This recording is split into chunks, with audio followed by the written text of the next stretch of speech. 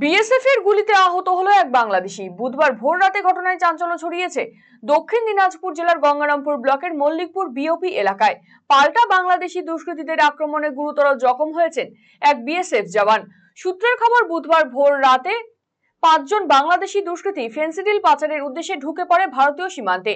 সেই সময় কর্তব্যরত ওই বিএসএফ জওয়ান দুষ্কৃতীদের বাধা দেয়।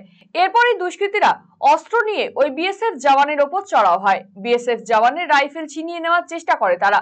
এরপরেই পাচারকারীদের লক্ষ্য করে গুলি চালায় বিএসএফ। ঘটনায় মোহাম্মদ আলাউদ্দিন নামের ওই বাংলাদেশি পাচারকারী গুলিবিদ্ধ হলেও বাকিরা ঘটনাস্থল থেকে চম্পট দিতে সক্ষম হয়। ঘটনা জানাজানি হতেই শোরগোল পড়ে যায় সীমান্তবর্তী এলাকায়। আহত বিএসএফ জওয়ান এবং বাংলাদেশিকে উদ্ধার করে নিয়ে আসা হয় গঙ্গারামপুর সুপার স্পেশালিটি হাসপাতালে। বর্তমানে সেখানেই তারা চিকিৎসাধীন।